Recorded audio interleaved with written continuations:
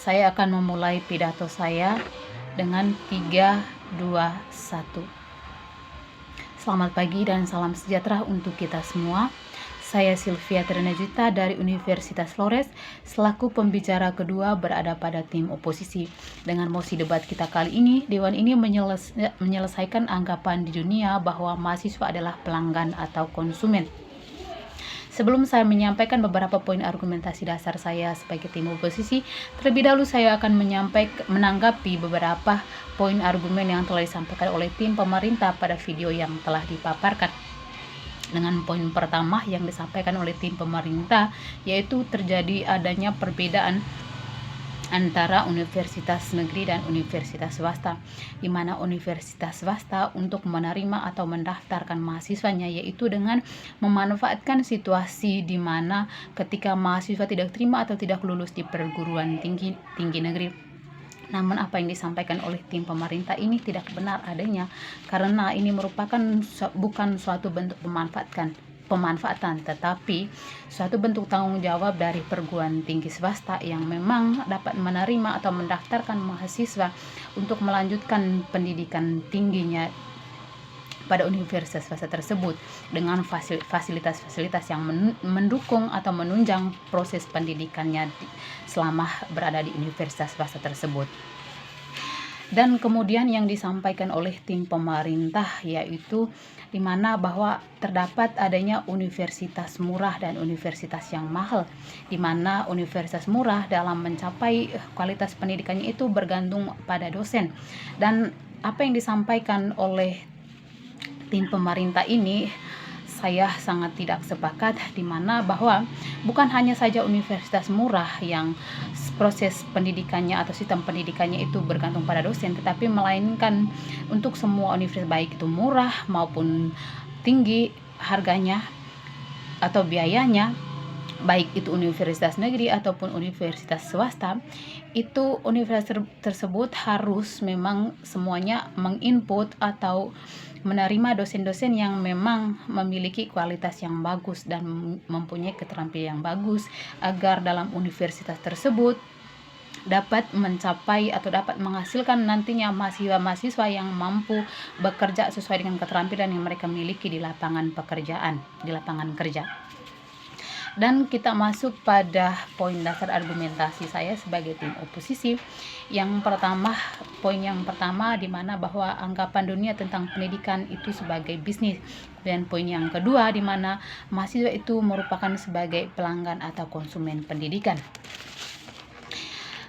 Kemajuan suatu bangsa atau negara itu dapat dilihat dari bagaimana perkembangan pendidikannya.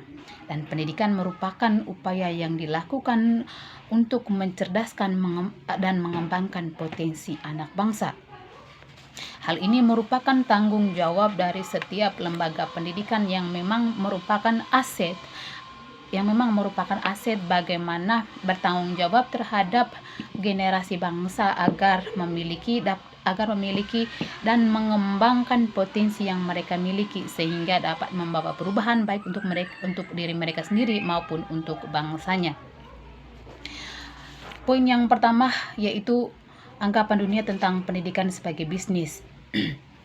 Kita lihat di sini bahwa memang pendidikan, mengapa dunia pendidikan dikatakan sebagai ajang bisnis, karena memang di situ terjadi atau terdapat proses pertukaran uang yang terjadi atau yang dilakukan oleh mahasiswa itu sendiri terhadap lembaga pendidikan di lembaga pendidikan tersebut. Dan kita lihat di sini beberapa model bisnis dalam pendidikan yang memang sudah populer atau yang terdapat sekarang atau yang kita lihat ini, yang mulai dari lembaga PAUD sampai pada lembaga perguruan tinggi, di mana di sini terjadinya perputaran uang atau transaksi antara lembaga tersebut dengan pelajar atau mahasiswanya.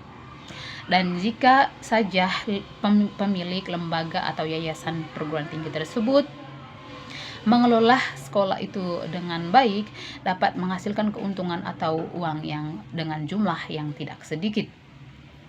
Nah, tren-tren bisnis yang tren-tren bisnis sekolah yang cukup marak terjadi sekarang ini bisa dilihat dengan banyaknya sekolah-sekolah atau universitas-universitas yang memang memberikan beban atau keuangan atau biaya yang sangat besar, sehingga hal inilah yang dapat mempengaruhi mahasiswa untuk mencari beberapa universitas yang memang mereka sanggup untuk membiayainya. Dan kemudian poin yang kedua yaitu di mana mahasiswa itu merupakan sebagai pelanggan atau konsumen. Memang benar adanya mahasiswa itu sebagai pelanggan atau konsumen dalam suatu lembaga pendidikan tersebut, karena kita lihat dari memang dalam industri pelayanan atau jasa, pihak yang dilayani itu disebut sebagai konsumen.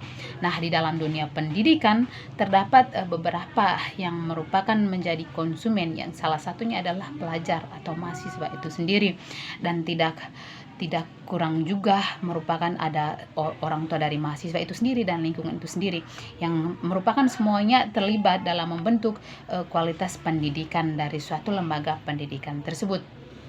Maka hal inilah, atas dasar inilah saya tetap tidak sepakat sebagai tim oposisi, tidak sepakat dengan mosi debat kita kali ini.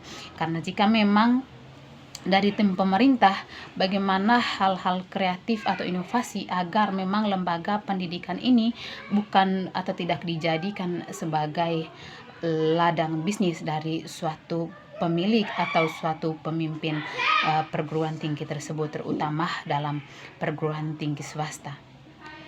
Itu saja yang dapat saya sampaikan. Terima kasih.